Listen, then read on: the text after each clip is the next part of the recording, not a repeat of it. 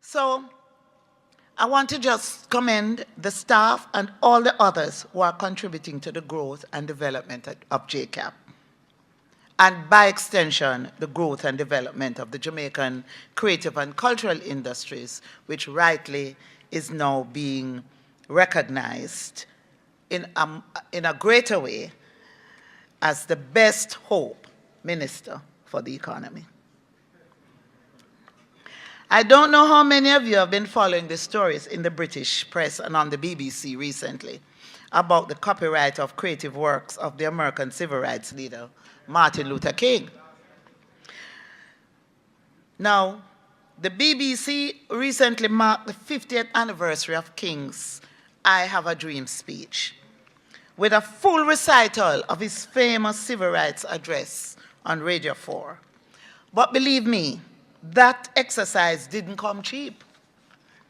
Dr. King's lawyer, Clarence B. Jones, had copyrighted the speech just before Dr. Martin Luther King delivered it on the steps of the Lincoln Memorial, Washington, in 1963, meaning that anyone who wants to use it has to pay a 5-figure sum to his 3 surviving children.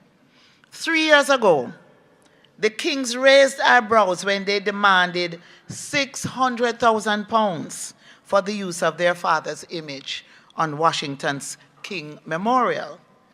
Right here at home, we have had the experience of following the distribution of the earnings of the late Robert Nesta Marley to his 13 children, 13 that we know of, and how his estate has sustained his family and his collaborators for the past 32 years. So it is in that context that I want to take the note of the theme of today's forum, understanding copyright and valuing the rights of creators' music. So we need to follow the examples of these, I'd call them heroes in the industry, whose efforts to protect their entitlements have paid off so well for their descendants. The field of copyright and related rights is expanding dramatically as technological developments create new ways of disseminating creations worldwide through such forms of communication as satellite broadcasting, compact discs, DVDs, and the internet. So we must become closely involved in the ongoing international debate on how new standards are being shaped for copyright protection in cyberspace.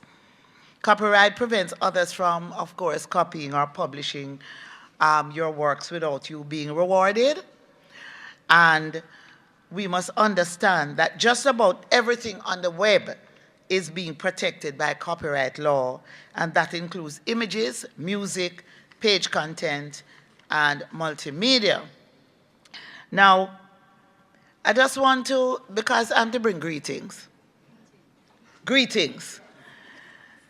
I am going to skip over all the other comments I wanted to make, except to say that recently, just last week, in fact, I had a delegation here from the Ivory Coast. The delegation was led by the Minister of Labor and Social Engagement. And just weeks before that, he was the Minister of Industry and Commerce. And in fact, I was setting up a meeting, Minister, but then he said he wanted to just come and just be, he's a very rootsy minister. So he didn't want any formal meetings. And they're planning a festival in the Ivory Coast for early 2015. And they're launching a reggae radio station later this year. The festival is going to bring the entire continent together to recognize reggae and the African diaspora. And so he wants Jamaican reggae from Yard, and then he's going to bring all reggae performers from the African continent and other areas of the African diaspora. And it's really a very, very serious festival because it's not going to be just music and dance, but it's going to have educational programs, workshops, etc., etc. And a number of you here will be hearing more about it. And he met with Jimmy Cliff, he met with Muta, met with a couple of other persons. But I must tell you, he left there very disappointed because he was here for a week. And he said to me, I am reserving Saturday night. I want to go and hear some reggae. Ladies and gentlemen, I was embarrassed. I couldn't find a club that was playing reggae. I mean, I went to the clubs, but it was hip-hop.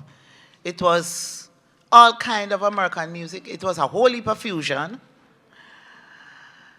And I just could not find anywhere that provided music. And he said, so nowhere in Jamaica play live reggae? I said, Minister, I must apologize. I can't take you to a club tonight that has a live band that is playing reggae. Now, I think that was the biggest embarrassment because he came here to the home of reggae, went into the nightclubs and could not hear reggae. I said to him, they will play a reggae segment maybe about 3 o'clock, but then you're leaving in the morning, so you can't stay here until 3. I can't guarantee you it's going to be done. And I am sorry, I don't have a club I can take you to where there's a live band. This is a challenge to all of you here. Somebody needs to get it together. Thank you, ladies and gentlemen.